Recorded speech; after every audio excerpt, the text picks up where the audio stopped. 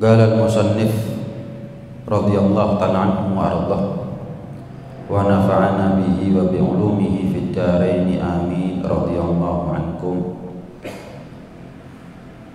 Wal maqalatu tsalitsata asyara, masih dalam pembahasan maqalah yang ke-13, Anil Hasan al-Basri radhiyallahu anhu, daripada Sayyidina Hasan al-Basri.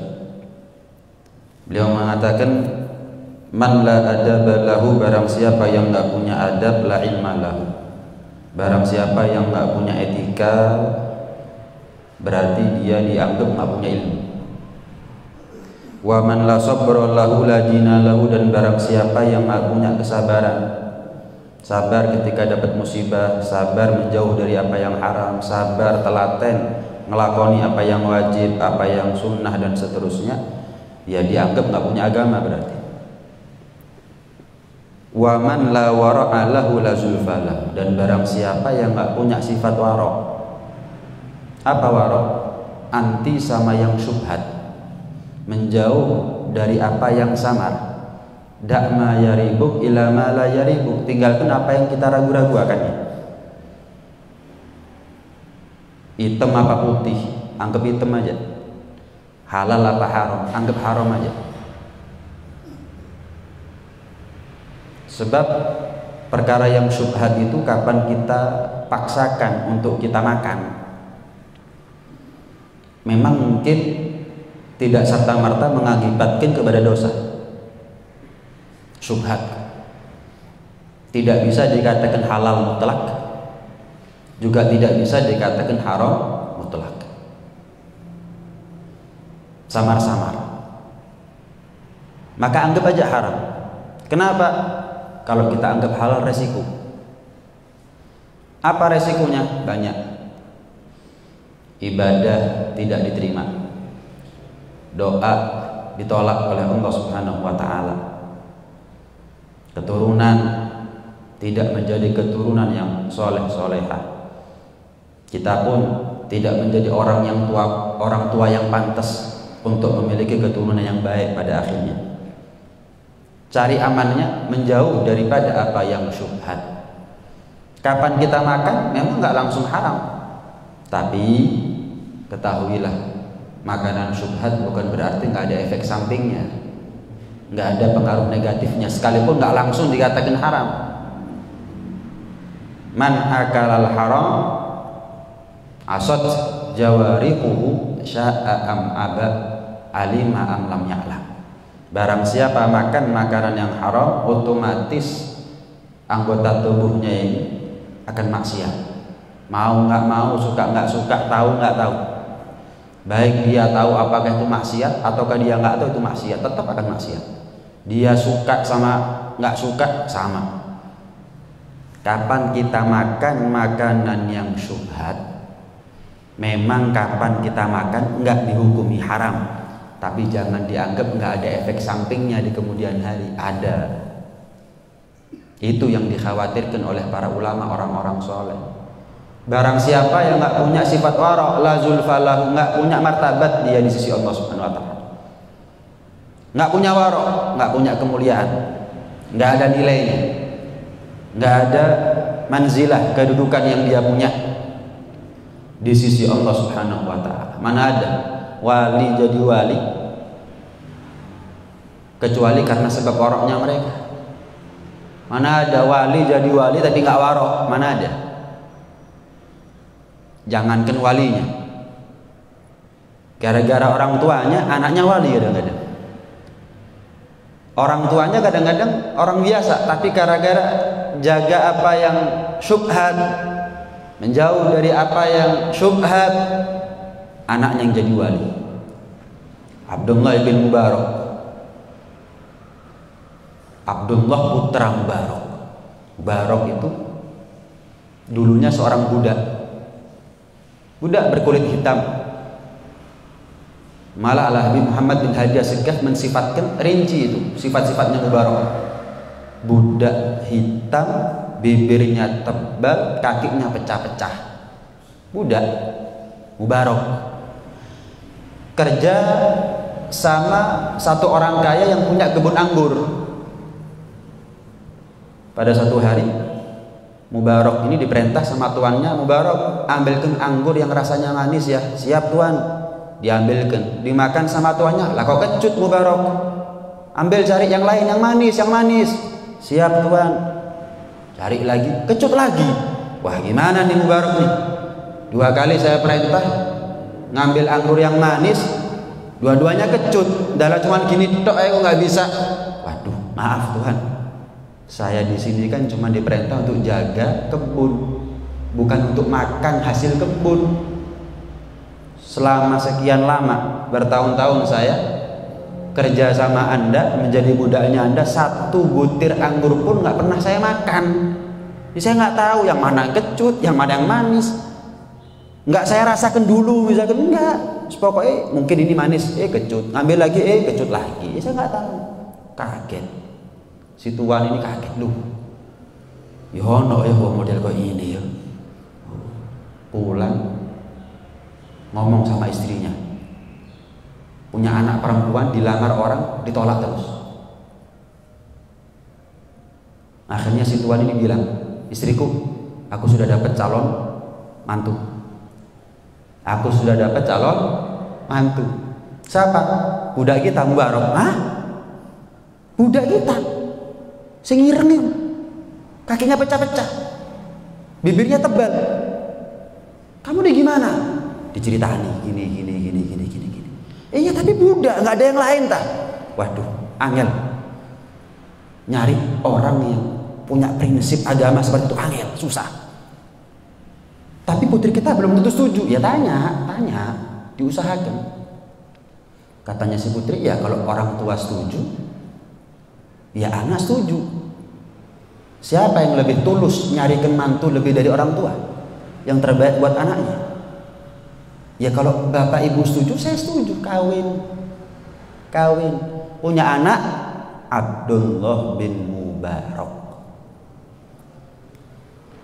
Pernah Sayyidina Umar bin Khattab radhiyallahu ta'ala anhu sebagai khalifah. Beliau sebagai khalifah sidak sampai melihat di tengah satu malam semua lampu di kota Madinah mati, ada rumah lampunya hidup. Saya bahasakan lampu biar kita mudah memahaminya, walaupun tentunya pakai obor. Ada cahaya begitu. Loh, udah jam berapa nih? Dia ketik. Ternyata ibu dengan putri sedang berbicara. Ibunya bilang, nak, ini susu kalau nggak dijual besok nggak laku, basi. Terus bu, ini kalau dijual harga kulak ya rugi gitu. Ya terus gimana bu solusinya? Dicampur sama air ya. Dicampur sama air. Air harganya turun tapi dicampur sama air. Ya gimana lagi? Berapa hari sudah nggak laku susunya kita? Jangan bu. Itu kan nipu namanya. Nanti kalau Sayyidina Umar tahu gimana? Marah Sayyidina Umar khalifah. Umar tidur. Kata si anak, Tuhannya Umar tidur. La ta'khudhuhu sinatun wala naum. Kaget sih ibu. Waduh. Nih, dinasihati sama putrinya. Ternyuh si ibu ini. Ya wis, enggak jadi. Dengar Sayyidina Umar. Wah, tengeri rumahnya mana, alamatnya mana, gangnya mana. Oke. Kudu tapi mantu. Besok pagi dikumpulkan 2 putra Sayyidina Umar, satu Amir, satu Abdullah. Kalau nggak salah Amir sebagai kakak, Abdullah masih adik. Kumpulkan, ceritani semalam saya bapak ketemu begini. Wes intinya itu mau tapek mantu.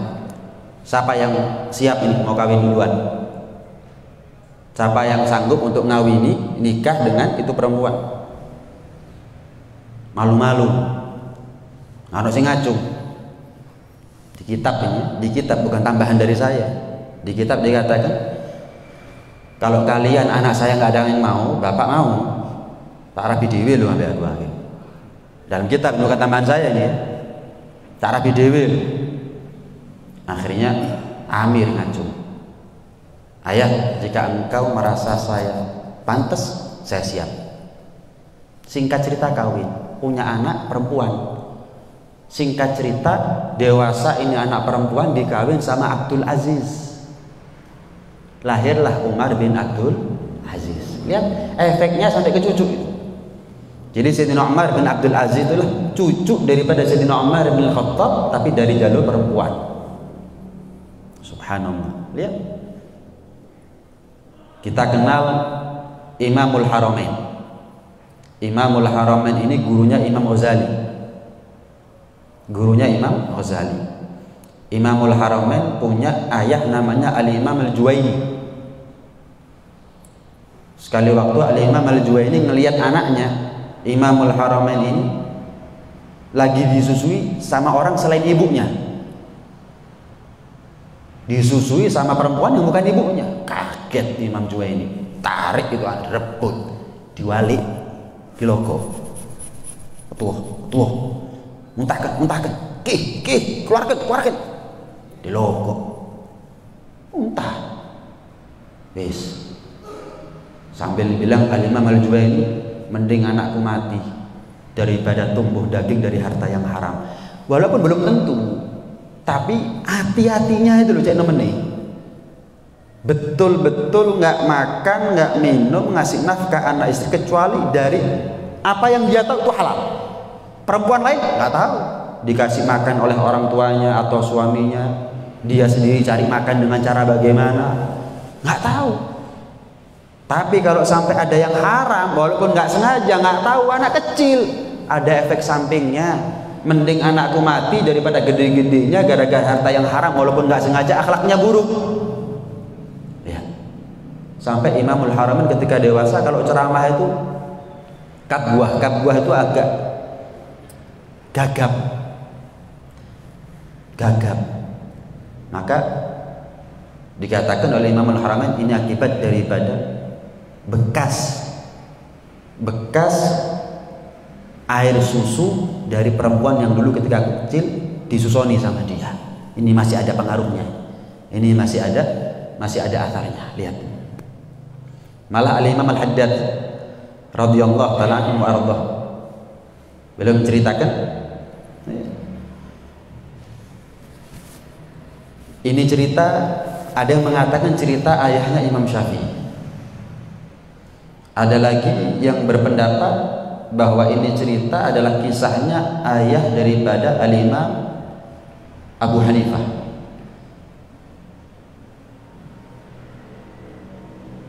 Tapi ada juga yang meriwayatkan ini cerita adalah kisahnya ayah daripada Al-Imam Ahmad bin Hanbal.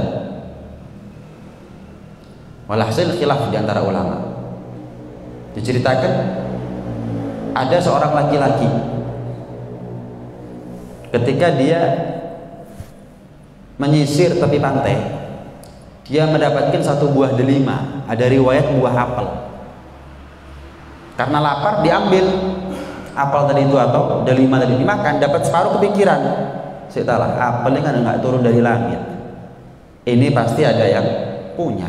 Waduh, kadung teh separuh, mana nih? Kalau kita kan mari malah dintekno bisa nggak perlu.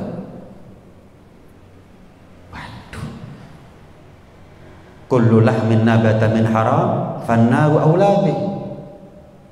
Ini lagi teringat sabdanya Nabi, setiap daging yang tumbuh dari harta yang haram lebih baik yang tumbuh bukan daging tapi api.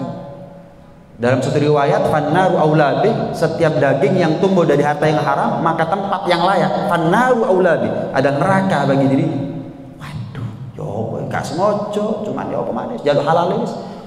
Jadi balik cari mana nih kebun delima atau kebun apel dekat sini, sampai nemu di pinggir sungai itu kebun delima atau kebun apel. Yakin dah ini mungkin yang punya. Assalamualaikum. Waalaikumsalam. Apel separuh, mungkin dari kebun Anda jatuh ke sungai, hanyut, saya makan dapat separuh. Saya ingat, ya Allah, ini kan saya nggak dapat izin, saya nggak tahu punya siapa. Kalau punya Anda saya minta maaf ya. Nggak bisa. Nggak segampang itu anak muda, nggak segampang itu. Terus gimana kalau Anda nggak kasih maaf? Kerja sama saya selama sebulan tanpa gaji. baru saya halal tuh. Ya kemana?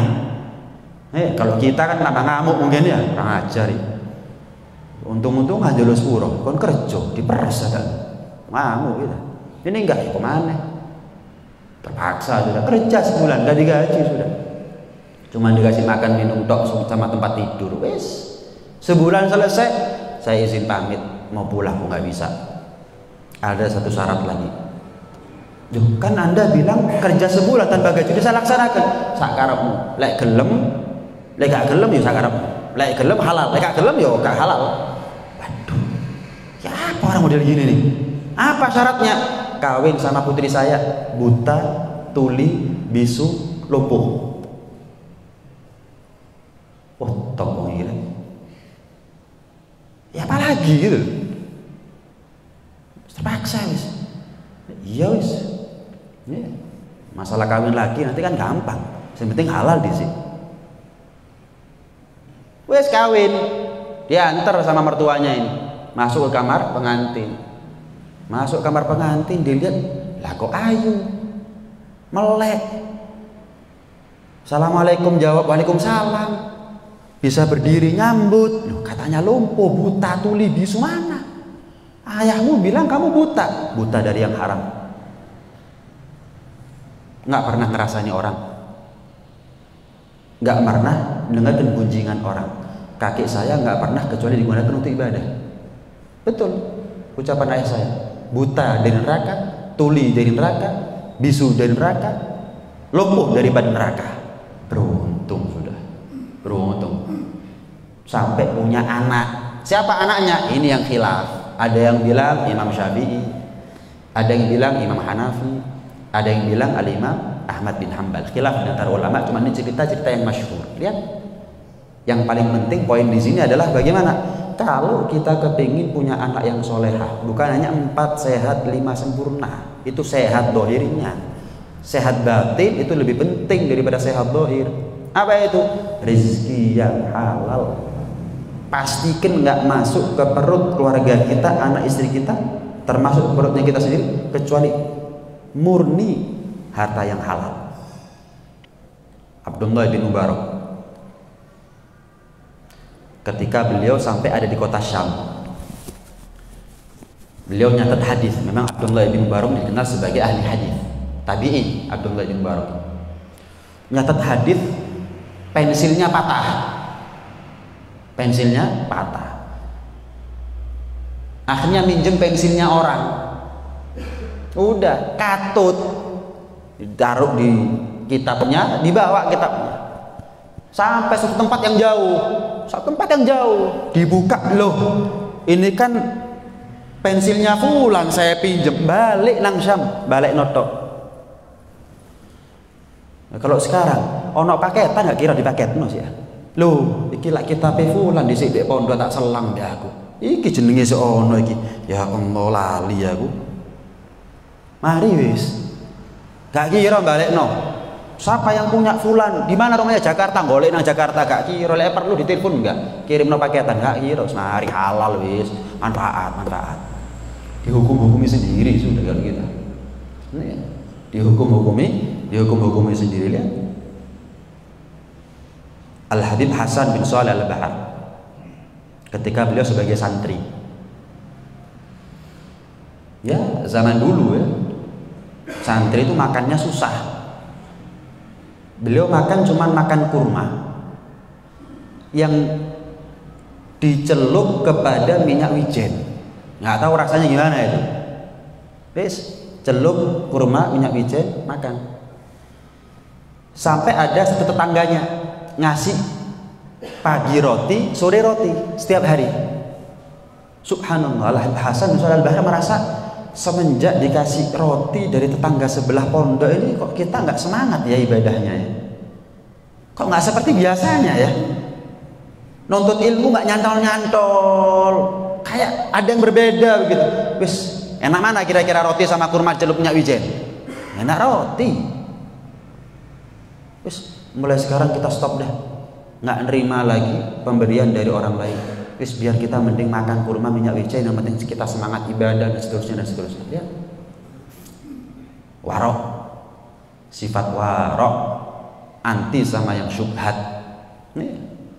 Al-Habib Ali Al-Habsyi mengatakan, i'lam, ketahuilah, annal qalba yudlamu bi aklil haram. Hati ini akan menjadi petang gelap karena sebab makan yang haram. Hati ini akan menjadi gelap karena sebab makan yang haram. Baik dia terasa hatinya gelap ataukah tidak terasa. La budda lahu minadh-dhulmah. Pasti orang makan makanan yang haram. Ketika kita makan syubhat tapi ternyata haram, tetap hati itu akan terkena pengaruh. Ini yang saya katakan di awal. Syubhat itu kalau pas tepak sing haram, ada efeknya itu. Pengaruh negatifnya itu ada. Habib Zain bin Ibrahim bin Smith mengatakan gimana? Sumber was-was, bisikan, rayuan, bujukan setan itu disebabkan oleh gelapnya hati. Gelapnya hati disebabkan oleh apa? Gelapnya amal, kemaksiatan. Gelapnya amal disebabkan oleh apa? Makan makanan yang haram dan syubhat. Orang kalau nggak ngurus apakah ini syubhat, haram, halal, gak ngurus wis. Oh, boleh sing halal ya angel, haram aneh. Wis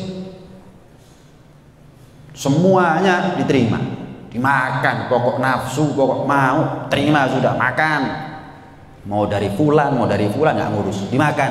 Nah, dia akan lebih mudah untuk maksiat. Akhirnya gelap hatinya. Akhirnya rayuan, bujukan setan sangat-sangat mudah untuk mempengaruhinya. Tujuannya kemana akhirnya? Neraka ujung-ujungnya. Man lam yubali min aina iktasabal mal, lam yubalillah min aina yudkhiluhun nar. Rasulullah SAW bersabda, barang siapa yang gak peduli dari mana dia dapatkan harta, Allah juga nggak peduli dari pintu mana Allah masukkan dia ke dalam neraka. Kayak Allah yang butuh dia makan halal, kita yang butuh makan yang halal, kita yang butuh masuk surga lewat pintu yang mana. Kalau kita nggak ngurus, oh boleh sing halal angel, haram mana? Siapa nggak nyari yang haram angel, haram mana? Wis, pokok urik, pokok seneng, pokok suge. Allah pun juga nggak peduli, nggak ngurus. Mau masuk neraka lewat pintu yang mana juga terserah. Lah kalau kita nggak ngurus, emangnya Allah butuh kita nggak ngurus? Lu ojo urusan aku gitu? Enggak, nggak ngurus, akarmu terserah. Berarti bisa kita pahami kalau kita betul-betul jaga apa yang masuk perutnya kita, anak istri kita, keluarga kita dari harta yang halal, berarti kita sudah memutus jalannya setan untuk memberikan bujukan, rayuan, dan bisikan kepada kita. Kalau sudah nggak ada bisikan, rayuan setan, otomatis gampang taat.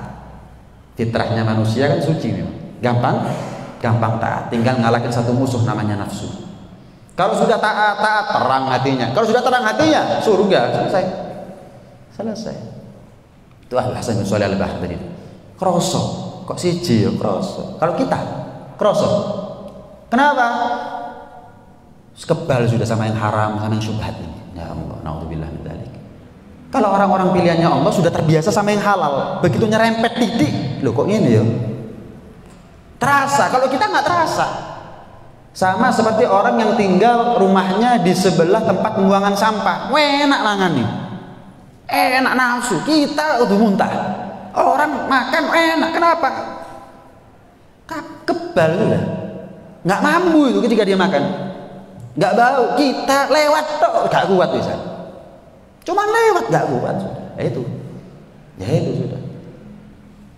Malah ada sebagian wali min auliyaillah, kalau sudah mau ngambil makanan, kalau makanan itu ternyata yang haram, Allah kasih kode urat tangannya ini gerak. Oh haram Pak situ, ngambil yang lain. Al-Habib Ali Al-Habsyi juga begitu. Pernah diundang makan. Ini dikasih telur. Misal 3 telur begitu.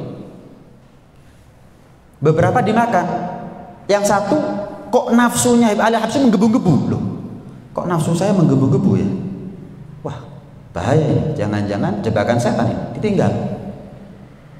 Sampai Habib Ali Al-Habsyi bilang sama muridnya, ini telur kamu dapat dari mana? Ini yang 2 saya makan, yang 1 nggak saya makan. Loh, kenapa Bib? Kenapa guru? Ini ketika saya mau makan kok menggebu-gebu. Ada yang nggak beres? Ada yang nggak beres? Coba tanya. Loh, ini coba tanya. Ketika ditanya ternyata betul. 2 telur yang dimakan Habib Ali dari yang jual itu dari ayamnya dia sendiri memang. Dari ayamnya dia sendiri. Tapi 1 telur ini didapat dari orang lain, nggak tahu dari mana. Kroso, peka, sensitif sama apa yang haram. Allah kasih pertolongan, Allah kasih bantuan. Kita ini kalau mau taat sama Allah Subhanahu Wa Taala, ditolong sama Allah, dibimbing, dituntun. Cuman kita aja nggak yakin kadang-kadang. Kita aja nggak percaya sama pertolongannya Allah Subhanahu Wa Taala. Ya. Masya Allah. Nah, dan makan yang syubhat itu bisa mengakibatkan hisab yang panjang. Pernah Nabi Isa alaihissalam dalam kitab Risalatul Bushairiyah diceritakan lewat 1 makam, 1 kuburan. Ketika lewat 1 kuburan, Nabi Isa alaihissalam menghidupkan 1 di antara yang mati ada di situ. Gum biidznillah, bangun atas izin dari Allah Subhanahu Wa Taala. Hidup, bangun. Ditanya sama Nabi Isa, mana anta? Siapa kamu? Dijawab sama si mayit ini, dulu aku ini kuli panggul, tukang bawa barangnya orang. Terus pernah sekali waktu itu aku disuruh untuk bawa barang berupa kayu oleh seseorang. Ketika sampai siang aku makan, minum, laut, istirahat, makan, minum. Ada nyelip makanan di sela-sela gigi saya pakai kuku nggak bisa. Akhirnya ya kayu yang miliknya orang yang saya disuruh tak puklek titik, tak kayak selilit, saya buat untuk tusuk gigi. Oh, gara-gara itu ya kamu dihisap sekarang ya di alam kubur ya? Iya, nyesel saya. Lihat, ya apa ya? Duduk di atas sepeda motornya orang, gosok itu, hati-hati. Duduk di atas sepeda motornya orang itu gosok minal kabair, termasuk dosa besar. Sandalnya orang diinjek-injek, gak ngurus. Makanya warok ini pembahasan luas, bukan hanya urusan makanan perut tok. Bukan. Duduk di atas sepeda motornya orang buka HP diintip, nggak warok dalam urusan mata. Yo, ini ndalah dipuklek, didol gak kurang regone. Kayu dari itu dijual, nggak kurang. Tapi kan nggak pakai izin, selesai. Apalagi pakai sandalnya orang, diinjek aja, yang tadinya bersih jadi kotor gara-gara kita injek. Yang tadinya kering jadi basah gara-gara kita injek misalnya, apalagi kita pakai. Minal kabair, dosa gede. Korannya orang nggak tahu punya siapa, kita saut, kita baca. Lu punya siapa? Ya kalau memang diperuntukkan untuk umum nggak ada masalah, apa kita baca? Lu melancangi itu namanya, nggak boleh. Ini babil warok, min babil warok ini.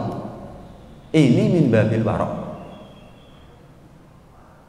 Pernah diceritakan ada 1 ulama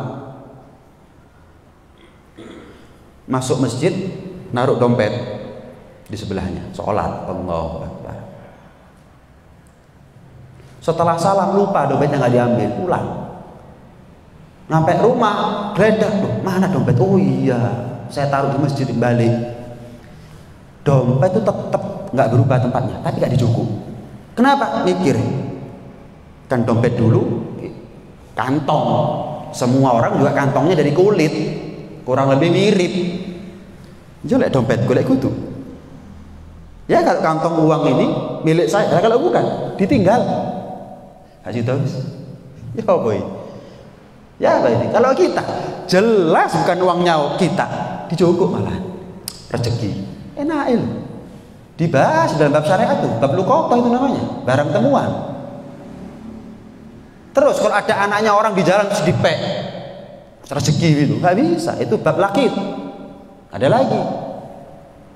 Diumum setahun dan seterusnya, syarat-syaratnya ada. Bukan berarti kalau sudah diumumkan setahun jadi miliknya kita total, enggak. Sekali waktu kalau ternyata yang punya minta, wajib kita kembalikan berserta keuntungannya itu. Pernah diceritakan juga, ada satu orang jualan gandum di satu pasar, tapi karena dia nggak punya toko, dia ngemper gitu jualan. Jangankan laku, ngenyang kan? Nah, orang nggak ada satu pun. Kesel, pegel, tinggal gandum itu, kapain? Tinggal, wes. Yang punya bedak tempat dia ngemper itu, besok paginya ngeliat, loh kok ada gandum, punya siapa ini? Dilihat bagus kualitasnya, masih layak konsumsi, layak jual, didol, untung, payu dari gandum beberapa jadi modal sampai maju usahanya sukses. Wes. Orang yang punya gandum yang asli itu mampir ke toko itu, cerita ngomong. Lah iya, beberapa tahun yang lalu saya pernah di sini. Berhenti saya jualan gandum. Ngenyang gak ono, Pak. Cok maneh payu. Ngenyang gak ono. Terus tak tinggal wis kesel lho. Dodongan ngenyang gak ono. Tak tinggal. Kapan itu? Ya, tahun sekian. Ya berarti ini barangnya toko ini semua miliknya kamu. Loh kok bisa? Tak cukup gandum itu mau. Saya ambil. Kemudian saya jual, lah kok laris. Dari situ saya punya keuntungan dari hartanya kamu. Berarti ini keuntungannya kamu. Aku melok ngedol-ngedol. Digawa temenan tapi akhirnya. Ini jazakallah ya, syukron, terima kasih. Wes gawa temenan. Lihat, tapi yang kita bahas adalah lihat. Paham nih ya? Warok itu namanya. Oh, gitu baikku berarti. Loh kan nemu itu. Dijual agak untung, dibalik kabeh sak untungane. Loh kita enggak ya. Nemu dompet, jelas ono KTP ini lek perlu. Rezeki dari ini. Coba 2.000, duit sapa? 1.000. Ha ono, tola-tole. 2.000 duit sapa? 1.000 toleh kayak maling guys. Loh kalau memang uangnya halal, apa toleh? Lapo ndredeg? Lapo isin? Berarti kan ada yang nggak beres. Dalam suatu hadis dikatakan apa? Apa yang haram itu apa yang membuat hatimu gundah? Itu apa yang haram sudah. Apa yang membuat hati kita ini ngerasa gak enak? Ya ojo dilakoni. Lebih dekat kepada yang haram daripada yang halal itu. Subhanallah. Pernah juga seorang Bani Israel, seorang pemuda Bani Israel tobat dari segala kemaksiatan, ibadah kepada Allah Subhanahu wa taala 70 tahun setelah itu. Wis tobat 70 tahun full ibadah, siang puasa, malam qiyamul lail. Luar biasa, meninggal. Akhirnya ketika meninggal, berapa lama kemudian saudaranya ada yang mimpi ketemu. Ditanya, "Madza fa'alallahu bik?" Gimana nasibnya kamu di alam kubur? Apa yang Allah lakukan kepada kamu, perbuat kepada kamu? Allah hisab saya dan Allah ampuni saya. Dihisab tapi dikasih ampunan kecuali satu. Apa itu? Kayu yang pernah aku patahkan untuk aku jadikan sebagai tusuk gigi. Aku dihisab mulai saat itu sampai sekarang. Nunggu kapan? Nunggu nanti di akhirat dihisab lagi sama Allah untuk minta izin kepada yang punya kayu tadi itu. Halal pora. Aku nunggu sekarang. Terkatung-katung nasibku antara surga atau neraka, tergantung apakah nanti di akhirat di yaumul hisab yang punya kayu dihadirkan oleh Allah, saya dihalalkan, diikhlaskan ataukah tidak? Ya Allah. Lah ya kok jelas-jelasan haram. Lah gimana kalau kita jelas-jelasan haram? Ya. Nah. Al-Imam Ahmad bin Hambal pernah beli sayur utang. Beli sayur utang. Yang jual sayur minta jaminan.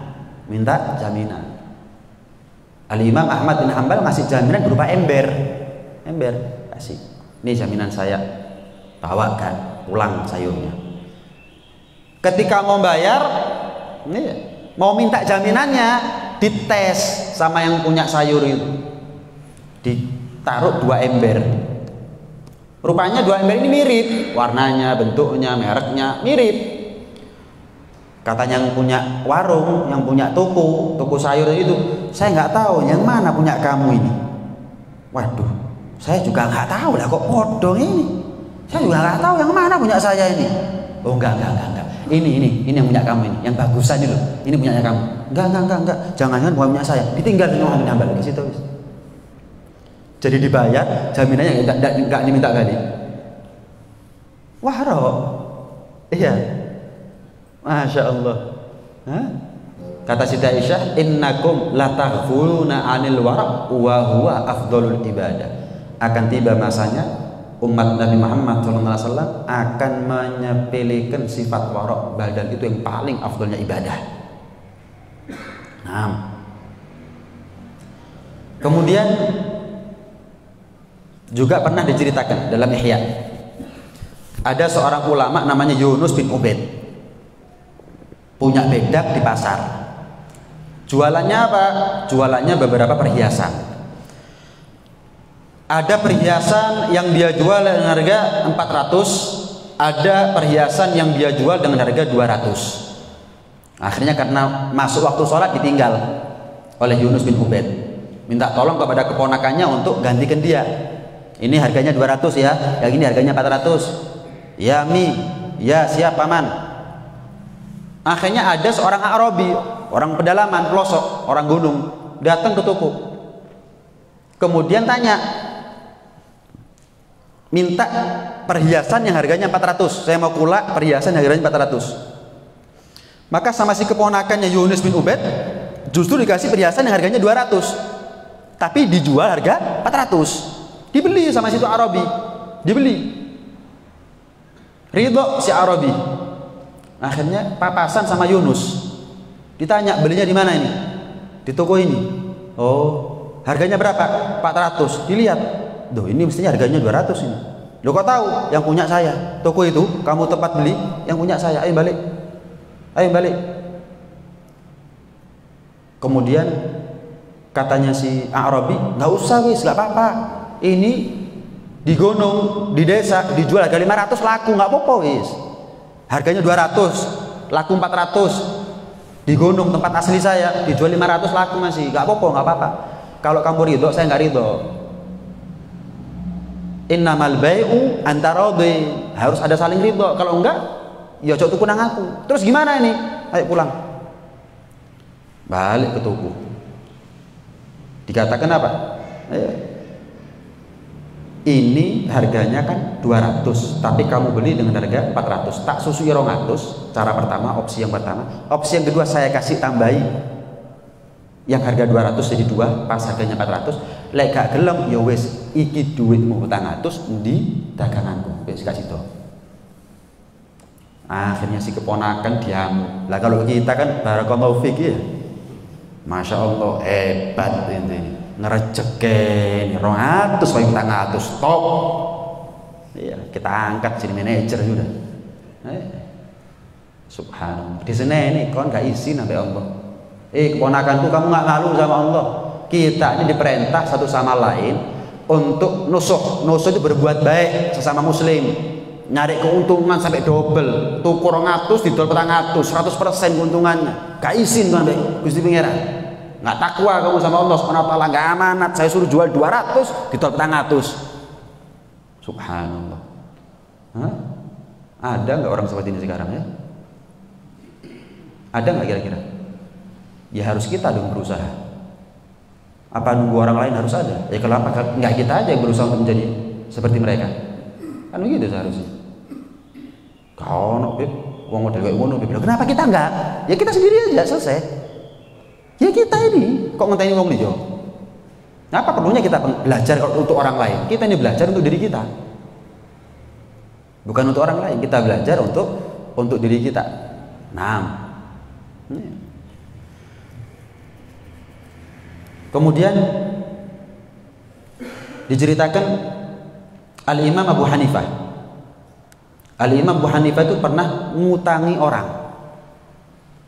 Ketika tiba jatuh masa tempo ditagih. Imam Abu Hanifah nagih, marani ke rumahnya. Kebetulan saat itu panas. Setiap ngetuk pintu keluar Imam Abu Hanifah. Belum dibuka, masuk lagi, ketuk, keluar lagi. Ketika itu ada di halaman, ada pohon. Karena panas enak buat ngiup, tapi nggak ngiup Imam Abu Hanifah. Keluar, terpaksa panas-panasan sudah. Orang melihat heran. Loh, kenapa? Ngetuk pintu keluar, ngetuk pintu keluar. Ini kan panas, kenapa nggak ngiup berteduh sekalian? Ada di bawah pohon. Ini orang punya utang sama saya. Saya sekarang datang untuk nagih. Lah kalau saya ngambil manfaat dari berteduh di bawah pohonnya dia, itu kan namanya riba. Itu kan namanya ngambil manfaat dari orang yang kita kasih hutang kepada dia. Itu kan riba. Kullu qardin jarra naf'an, setiap hutang piutang yang menarik manfaat. Oh, gara-gara saya ngutangi fulan, ayo pijeton aku misalnya. Gara-gara saya ngutangi fulan, ayo kamu saya suruh begini. Durung utang, durung lunas utangmu, tak kongkong-kongkong tuh gelem. Walaupun utang 200 balik 200, tapi kita ambil manfaat dengan tenaganya dia, dengan pikirannya dia, itu namanya riba. Nggak boleh. Lihat, padahal cuma ngiup tok ini. Padahal cuma berteduh dari panas. Insya Allah yang punya rumah juga makfu. Iya, bahkan nggak sampai segitunya juga titen. Loh, Imam Abu Hanifah Anda ngasih utang sama saya kok ngiup? Nah, iya juga. Cuman dari Imam Abu Hanifah yang punya antisipasi sampai sedalam itu, sejauh itu, daripada apa yang diharamkan, dilarang oleh Allah Subhanahu wa taala. Sama Al-Imam Abu Hanifah pernah punya rekan kerja, mitra kerja, namanya Al-Imam Hafiz bin Abdurrahman. Ulama dulu kerja. Al-Imam Abu Hanifah kerjasama dengan Hafiz bin Abdurrahman. Hafiz bin Abdurrahman yang punya toko. Al-Imam Abu Hanifah kadang-kadang ngasih nitip gitu loh, nyetok. Nitip, ini saya punya barang dagangan ini, dagangan ini. Cuma kebiasaannya Imam Hanifah itu kalau ada aibnya dari barang dagangannya dikasih tahu. Ini ada aibnya begini. Kalau ada orang beli kasih tahu ya. Oh ya. Seminggu diparani. Ya Pak, laku. Mana? Totalan. Oh, yang ada aibnya laku ya? Iya, cuma anak lupa dah ngomong sama yang beli kalau ada aibnya. Waduh, mana uangnya? Disedekahno. Gak dipangan. Sedekahno. Kenapa? Ada aibnya dikasih tahu. Bisa-bisa nggak ridho tuh yang beli itu. Sedekah nus. Subhanallah. Ya. Pernah juga Imam Sufyan Ats-Tsauri datang ke satu walimah acara pernikahan, bawa roti. Setelah acara akad selesai, akad nikah selesai, udah jamuan keluar. Imam Sufyan Ats-Tsauri nggak ngambil apa namanya ini, jamuannya nggak dimakan. Malah ngambil bingkisannya sendiri, bontot, makan. Dilihat sama yang sahibul bait, sahibul hajat, loh kok bontot dewi, haram hartaku, parani. Imam Sufyan, halal ini hartanya saya, kok Anda bontot ini gimana? Dilihat orang kan saya, nanti orang nanti curiga ini dan itu. Enggak, bukan saya ngomong hartanya kamu haram, cuman saya nggak tahu. Kamu tahu hartamu, aku tahu hartaku, maka hendaknya orang tuh makan dari harta yang dia tahu itu halal. Selesai. Saya bukan ngomong hartanya kamu haram, saya nggak tahu. Saya tahu hartanya saya, ya saya makan apa yang saya tahu, nggak ada resiko. Saya ini gak diundang sampai, coret blacklist. Imam Sufyan Ats-Tsauri pernah ditanya sama satu orang, Imam Sufyan, yang lebih afdal yang mana? Apa sih fadilahnya shaf pertama itu? Sholat di shaf pertama ini apa fadilahnya? Apa jawaban Imam Sufyan Ats-Tsauri? Unzur isrotak, dari mana kamu makan, walaupun sholatnya shaf terakhir gak apa-apa. Daripada kamu sholat shaf pertama tapi dari mana kamu makan kamu gak peduli, gak ngurus. Orang sekarang bingung ambil sing sunnah. Ambek sing haram gak bingung blas, ambek sing subhat gak bingung blas. Wale. Kelambenan gak celono mah. Pakai baju nggak pakai celana itu namanya. Kata Imam Sufyan Ats-Tsauri, mending kamu teliti sama apa yang kamu makan, yang masuk perutnya kamu, anak istrimu, walaupun sholatnya kamu soft terakhir, gak apa-apa. Kenapa? Itu yang wajib, itu yang resiko, itu yang bisa buat kamu masuk neraka. Nggak ada orang sholat soft terakhir masuk neraka, itu nggak ada. Kalau orang sekarang lebih parah. Wis gak peduli dari mana dia makan, gak peduli jadi soft berapa dia sholat, gak ngurus wis. Paham ya? Nah. Al-Imam Al-Haddad mengatakan, saya tambahin sedikit. Terus gimana nih dengan keadaan zaman seperti sekarang? Imam Haddad dalam kitab Risalatul Mu'awanahnya ngasih solusi buat kita. Kita ini kalau menerima sesuatu dari orang, yang pertama muslim atau enggak? Yang kedua, yang kita tahu dia ini dolim nggak sama orang lain, sembrono nggak kalau muamalah sama orang, pemakan riba nggak, cara kerjanya dia baik nggak, dari mana dia dapetin harta baik nggak. Wes Islam cara kerjanya baik, wes berarti apa yang kita ambil dari dia adalah halal. Ada 3 kata Imam Haddad. Yang pertama, kalau seorang muslim dan kita tahu dia adalah orang baik, orang soleh misalkan, ya kalau kamu dikasih sesuatu ya terima, nggak usah takut ini halal apa enggak, orang soleh kok makan sudah, nggak ada masalah. Orang kedua, muslim cuman kamu nggak tahu iki wong kena apa gak kena, nggak tahu, maka sepatutnya bagi kamu untuk tanya dengan lemah lembut, tanya dengan lemah lembut, dengan sopan, halal atau tidak. Pak, saya mau beli ini, kasih yang halal ya. Oh, halal semuanya di sini. Oh, wes. Sekali kita tanya buat langganan nggak ada masalah. Sampai 7 turunan nggak ada masalah, gitu loh. Kalau mau lagi, misal kita beli daging ayam, daging kambing, cek cara nyembelihnya, sekali kita tahu selesai. Oh, halal, jogo. Kita rekomendasikan kepada anak istri, kepada menantu dan seterusnya. Kalau beli daging ke sini, kenapa? Halal. Wes. Seandainya yang jual daging itu terbuka, enak. Saya ngambilnya dari sini, cara nyembelihnya begini, enak. Wes, insya Allah laris. Kenapa? Itu yang sekarang dicari orang soalnya. Itu sekarang yang dicari orang. Yang ketiga, kalau kita tahu ya dia muslim tapi dia pelaku dolim, dia sembrono cara kerjanya dan seterusnya, kadang-kadang makan riba walaupun dia nggak sepenuhnya kerjanya haram semuanya, enggak, ada yang dari halal juga. Bagaimana? Ini yang dikatakan warok. Wes, tolak dengan lembut, terima kasih. Agar apa? Agar menjadi sanksi moral buat dia. Loh, saya ngasih hadiah kok ditolak ya? Yo mikiro, apa kok ditolak?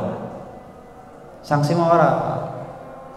Bukan kemudian kita ini semuanya disaut, nggak peduli siapa yang ngasih, sudah. Enggak. Itu beberapa kisah ya, atau cerita daripada orang-orang yang warok. Mudah-mudahan menjadi satu inspirasi buat kita semuanya.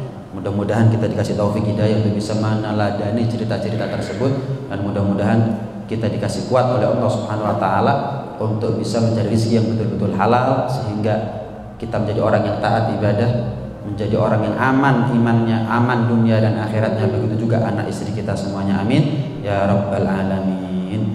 Rabbana